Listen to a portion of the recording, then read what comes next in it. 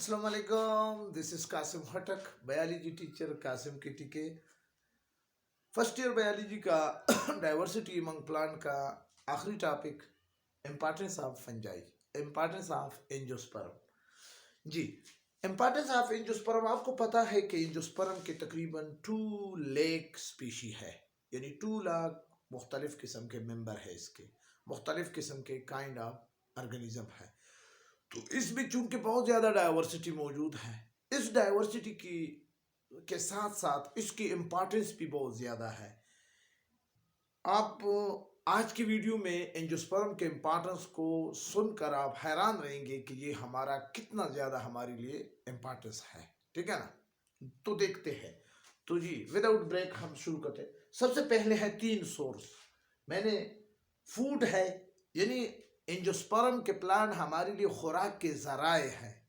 अगर हम सब्जियां खाते हैं तो वो भी एंजियोस्पर्म है, अगर हम फ्रूट खाते हैं तो वो भी एंजियोस्पर्म है, अगर हम अनाज खाते हैं तो वो भी एंजियोस्पर्म है। ठीक है ना, तो ये एक। दूसरा है सोर्स ऑफ फाइबर, यानी हम मुख्तलिफ किस्म के फाइबर को, रेशों को इनसे बनाते हैं। मिसाल के तौर पर आप रस्सी को बना रहे हो, आप कपड़ों को बना रहे हो, क्लॉथ्स को, आप बैग को बना रहे हो, तो ये एंजियोस्पर्म इसका सोर्स है। ठीक है ना, तो सोर्स ऑफ फाइबर में ये चीजें आते हैं। तीसरा सोर्स ऑफ वुड में, अब ये इसमें छोटे लकड़ियों से लेकर 200 मीटर तक बड़े बड़े इकोलिप्टस जैसे या दूसरे मानोकाट और डाइकाट के बड़े बड़े प्लांट भी मौजूद है, जो हमारे लिए फर्नीचर और हाउस कंस्ट्रक्शन के लिए यही लकड़ी, यही वुड इस्तेमाल किया जाता है। तो ये तीसरा सोर्स है। चौथा है ड्रग। एंजियोस्पर्म में कुछ ऐसे प्लांट भी है जिससे हम ड्रग्स को हासिल करते हैं, डिफरेंट टाइप ऑफ ड्रग्स। जैसे मैंने आपके सामने एक लिखी है, कोनीन है, मार्फिन है, एपेड्रीन है। ये मुख्तलिफ किस्म के ड्रग है जो कि हम एंजियोस्पर्म प्लांट से इस्तेमाल करते हैं और फिर इसको हम बाद में मुख्तलिफ किस्म की बीमारियों के लिए इसको इस्तेमाल करते हैं। आयल, एंजियोस्पर्म में कुछ ऐसे प्लांट भी है जो कि प्रोडक्शन ऑफ आयल करते हैं, यानी सीड से हमें आयल हासिल हो जाते हैं। ठीक है ना, एक होता है घी और एक होता है आयल। तो आयल को प्रोडक्शन करने के लिए एंजियोस्पर्म ही प्लांट से हमें हासिल होता है। शुगर, तो जी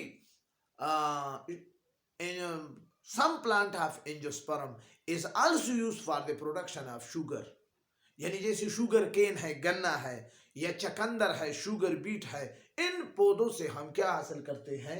शुगर को हासिल करते हैं, जो कि मुख्तलिफ किस्म के स्वीट्स में इसको फिर इस्तेमाल किया जाता है। जी, प्यूरिफिकेशन ऑफ एटमॉस्फेयर, आपको पता है कि एंजियोस्पर्म फोटोसिंथेटिक प्लांट है। ठीक है ना, यानी उसमें फोटोसिंथेसिस प्रोसेस होता है। फोटोसिंथेसिस में कार्बन डाइऑक्साइड को वो यूज करते हैं और ऑक्सीजन को वो रिलीज करते हैं, जिसकी वजह से एटमॉस्फेयर में प्यूरिफिकेशन का फैक्टर, यानी प्यूरिफिकेशन ज्यादा हो जाती है। ठीक है ना, तो अगर कार्बन डाइऑक्साइड को वो इस्तेमाल न करे तो एटमॉस्फेयर में कार्बन डाइऑक्साइड की ज्यादती प्यूरिफिकेशन को कम कर देती है। ठीक है ना, फिर ऑर्गेनिज्म तंग होंगे। ठीक है ना, तो ये इसका ये इंपॉर्टेंस है। डाइस, मुख्तलिफ किस्म के डाइस कहते हैं कलरफुल सब्सटेंसेस को। आप इंडिको या मुख्तलिफ वायलेट या मुख्तलिफ सेपरीन, मुख्तलिफ किस्म के जो डाइस होते हैं जो किसी चीज़ को रंगने के लिए इस्तेमाल किया जाता है। आप देखते हैं कि औरतों को अक्सर औकात वो चादर आपको दे देते हैं, वो कहते हैं कि इसको डाइस दे, तो बाज़ारों में मुख्तलिफ जगहों पर इसको डाइस दिया जाता है।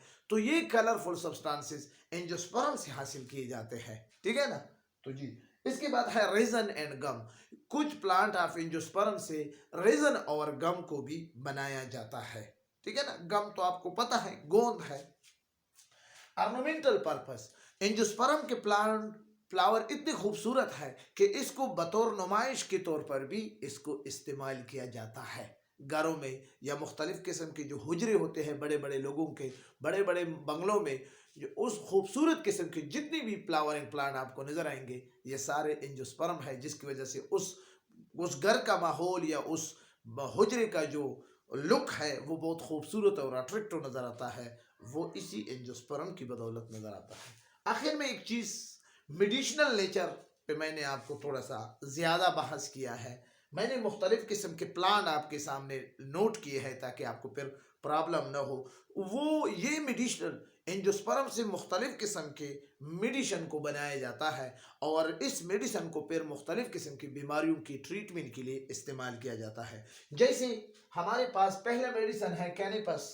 कैनेपस एक प्लांट है जिससे एक ख़ास किस्म की मेडिसिन बनाए जाते हैं जो कि जो कि इस्तेमाल किया जाता है for the treatment of sleeping disorder. जिन लोगों को नींद नहीं आता उस डिसऑर्डर को ख़त्म करने के लिए, या ऑटो इम्यून डिजीज़ को, या ग्लाइकोमा को, इस तरह की डिजीज़ को इस्तेमाल ट्रीटमेंट के लिए कैनोपस के प्लांट से मुख्तलिफ़ किस्म के मेडिसिन बनाए जाते हैं। इसके बाद है इंग्लिश यूवी। इंग्लिश यूवी एक खास किस्म के प्लांट है जिससे टेक्सोल बनाए जाते हैं, ठीक है ना। और इसी टेक्सोल को, आपको पता है कि फीमेल में ब्रेस्ट कैंसर बहुत ज़्यादा कॉमन है, तो ब्रेस्ट कैंसर यानी जो सीने के जो कैंसर है, सरतान है, उसके इलाज के लिए इसको इस्तेमाल किया जाता है। काफ़ी हद तक ये इफ़ेक्टिव है। तीसरा हमारे पास है डेड नाइट शेड से एक टॉक्सिक केमिकल हासिल किया जाता है। उस टॉक्सिक केमिकल को कहते हैं एट्रोपन। ये एट्रोपन आपके मसल स्पाइजम को, या मसल में रिलैक्सेशन को, या मसल की जितनी भी मूवमेंट है, या मसल में जितना भी मसल रिलेटेड प्रॉब्लम हो, उसकी ट्रीटमेंट के लिए इस एट्रोपन को इस्तेमाल किया जाता है। इसके बाद है कोका। कोका यानी कोका ये लीफ ऑफ टी प्लांट है जो सिकनेस के लिए या अस्पतालों में एनेस्थीसिया की फंक्शन के लिए, बेहोशी के लिए इस प्लांट से जो चीज़ें बनाए जाते हैं, मेडिसिन बनाए जाते हैं, उसको बेहोशी के लिए इस्तेमाल किया जाता है। और आपको पता है कि ऑपरेशन के लिए बेहोश होना ज़रूरी और लाजमी है, तो इस प्लांट को इस्तेमाल किया जाता है। इसके बाद है डिपोटल। डिपोटल हमारे साथ एक केमिकल है जिस केमिकल को कहते हैं ग्लाइको अमीन डाइब्रोमाइड।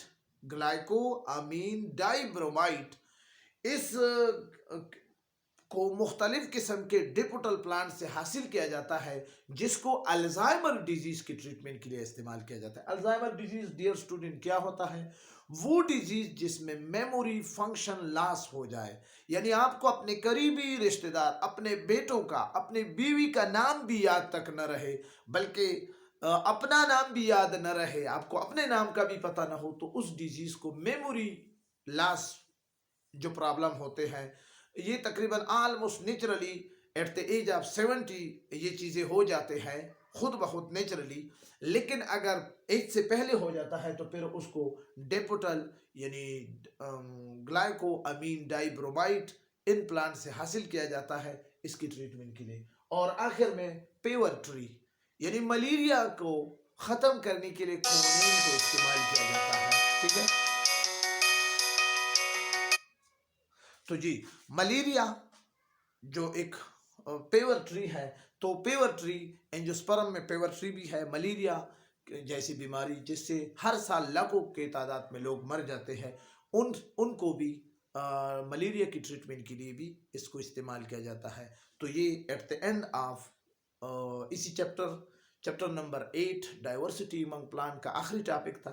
इजाज़त चाहता हूँ, इंशाल्लाह नेक्स्ट हाजिर होऊंगा नए चैप्टर के साथ, डाइवर्सिटी अमंग एनिमल। उस वक्त तक इजाज़त चाहता हूँ। खुदा हाफिज़।